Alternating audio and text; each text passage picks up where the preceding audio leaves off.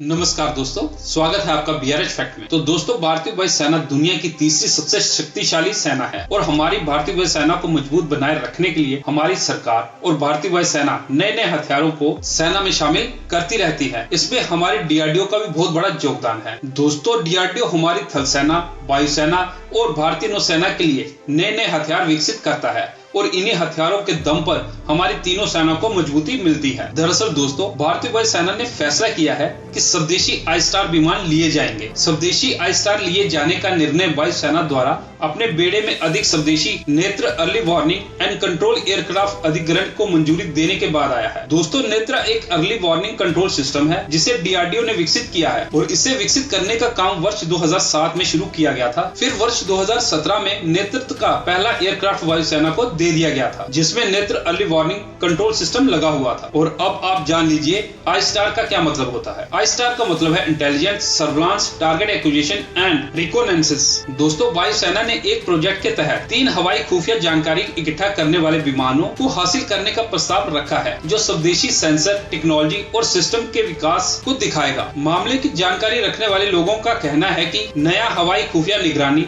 Target acquisition और टोही platform युद्ध क्षेत्रों का नक्शा तैयार करने और वास्तविक समय में दुश्मन की गतिविधियों पर नजर रखने के लिए महत्वपूर्ण होगा। दोस्तों, वायुसेना ने 6000 करोड़ के प्रोजेक्ट के लिए मंजूरी मांगी है जिसके तहत 3 आई स्टार विमान खरीदे जाएंगे जबकि सेंसर और निगरानी उपकरण स्वदेशी होंगे। विमान विदेशों से प्राप्त होंगे। ये कमर्शियल या एग्जीक्यूटिव जेट हो सकते हैं। दोस्तों, युद्ध के मैदान में स्थिति या सीमा तनाव पर वास्तविक समय पर प्रतिक्रिया प्रदान करने के लिए आई स्टार प्लेटफॉर्म की आवश्यकता तेजी से महसूस हो रही है। अनमैन्ड एरियल व्हीकल यानी कि यूएवी के साथ एक आई स्टार प्लेटफॉर्म सीमा पर दुश्मन के ठिकानों पर नजर रखने, सिग्नल खुफिया जानकारी की इकट्ठा करने और दुश्मन के रडार और एयर डिफेंस पोजीशन को पॉइंट आउट करने में सक्षम होगा। तो दोस्तों, आपके क्या विचार हैं इस विमान के बारे में? ये कितना फायदेमंद होने वाला है हमारी भारतीय वायुसेना के लिए? कमेंट सेक्शन में अपने विचार जरूर बताना। और इसके साथ एक खबर और निकल कर आ रही है हमारी नौसेना से। दोस्तों, आईएनएस विक्रांत के बाद नौसेना ने दूसरे स्वदेशी विमान वाहक पोत के प्रस्ताव दिया है। दरअसल भारत का पहला स्वदेशी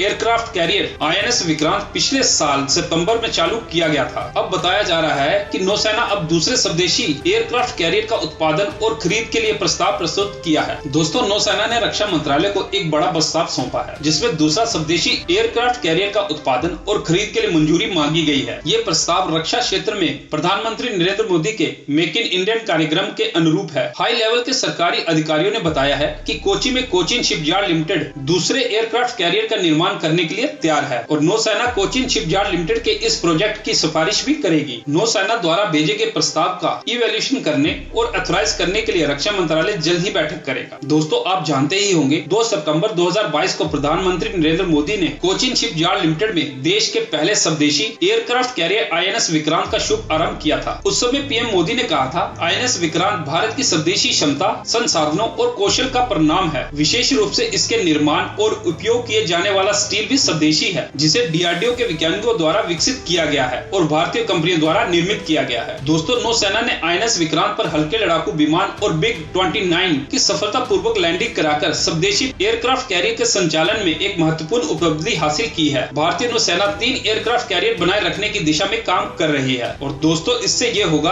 कि हमारे कम से कम 2 एयरक्राफ्ट कैरियर हमेशा पानी में रहेंगे और हमारी सीमाओं को सुरक्षित करते रहेंगे, जबकि एक एयरक्राफ्ट कैरियर की मरम्मत हम बड़े आराम से कर सकते हैं जिससे हमें कोई टेंशन नहीं होगी क्योंकि हमारे कम से कम 2 एयरक्राफ्ट कैरियर दुश्मन पर काल बनकर मंडराते रहेंगे। तो दोस्तों, मैं आपसे पूछता हूं कि हमारी भारतीय वायुसेना में 3 एयरक्राफ्ट कैरियर होने चाहिए या नहीं? कमेंट सेक्शन में अपने विचार जरूर बताना। और इसके साथ अगर आपको ये वीडियो अच्छी लगी हो तो इसे लाइक और चैनल को सब्सक्राइब कर देना। जय हिंद।